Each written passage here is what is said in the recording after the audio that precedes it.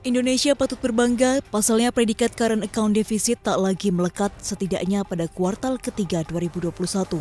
Indonesia berhasil mencatatkan neraca pembayaran surplus 10,7 miliar dolar Amerika pada kuartal ketiga 2021, jauh membaik dari kuartal sebelumnya yang mencatatkan defisit 0,4 miliar dolar Amerika. Membaiknya NPI ini ditopang oleh transaksi berjalan yang surplus berbalik dari triwulan sebelumnya yang defisit serta meningkatnya surplus transaksi modal dan finansial.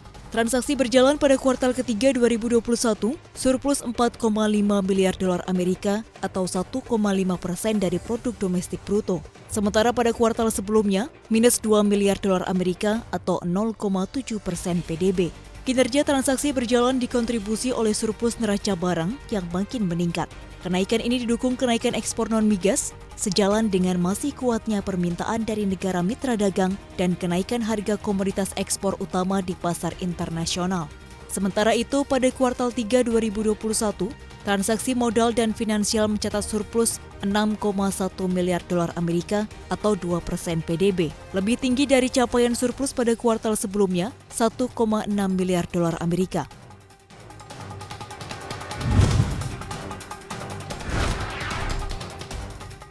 Sebanyak 5,52 gigawatt pembangkit listrik tenaga uap batubara akan dipensiunkan hingga 2030 mendatang. Menteri Energi dan Sumber Daya Mineral Arifin Tasrif menjelaskan, pengurangan ini terdiri dari PLTU Jawa Bali sebesar 3,95 gigawatt dan Sumatera 1,57 gigawatt. Atas rencana pemerintah itu, diperkirakan konsumsi batu bara domestik akan turun.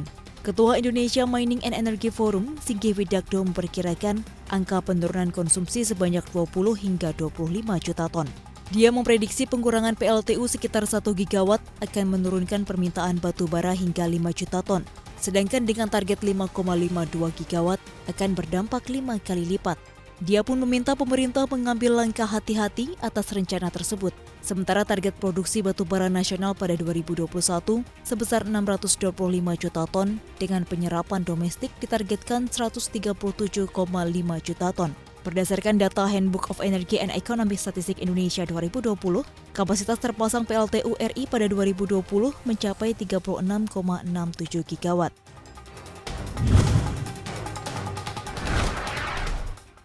Pemerintah makin gencar menarik pajak dari perusahaan digital yang beroperasi di dalam negeri, termasuk diantaranya seperti Netflix, Spotify, hingga TikTok. Dari catatan Direktorat Jenderal Pajak Kementerian Keuangan, per akhir Oktober lalu penerimaan pajak pertambahan nilai (PPN) dari sektor digital telah mencapai 3,92 triliun rupiah.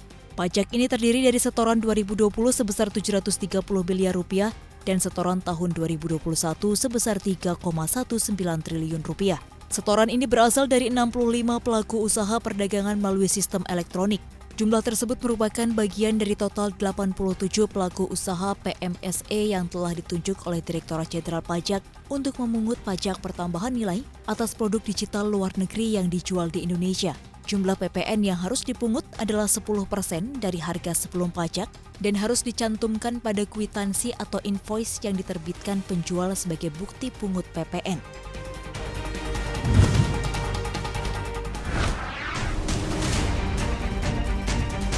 Siap-siap, dunia sedang terancam dengan kenaikan sejumlah harga barang konsumen. United Nations Conference on Trade and Development (UNCTAD) memprediksi kenaikan harga bisa 1,5% lebih tinggi pada tahun depan. Penyebabnya tak lain karena melonjaknya tarif pengiriman peti kemas. Tarif untuk satu kontainer pengiriman telah meroket selama 18 bulan terakhir karena pandemi virus corona mengganggu rantai pasokan dan perdagangan. Bahkan kenaikan biaya telah mencapai 7 kali lipat. Dalam risetnya, UNCTAD menunjukkan jika hal ini berlanjut, lonjakan tarif angkutan peti kemas bisa meningkatkan harga impor global 11% dan tingkat harga konsumen 1,5% antara saat ini dan 2023. Berdasarkan negaranya, harga konsumen di Amerika Serikat bisa naik 1,2%, Cina naik 1,4%. Yang paling menyakitkan, negara-negara kecil yang bergantung dengan impor akan mengalami kenaikan harga konsumen hingga 7,5%. Sementara produk tersier, elektronik, furnitur, dan pakaian diprediksi mengalami kenaikan lebih dari 10%.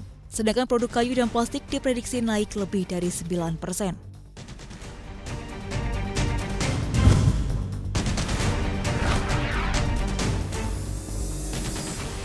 Bank asal Inggris Barclays memproyeksikan pertumbuhan ekonomi dunia tahun ini di angka 6%.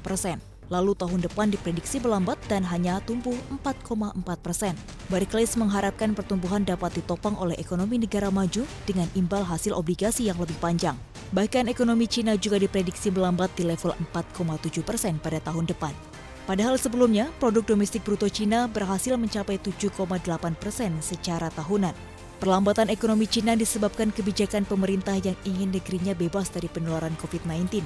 Imbasnya, aktivitas masyarakat dan ekonomi harus dikorbankan untuk terus dilakukan lockdown. Secara global pada paruh kedua 2022, Barclays memprediksikan laju kenaikan harga akan melambat. Ini disebabkan oleh dasar inflasi barang yang bergerak mengikuti tren.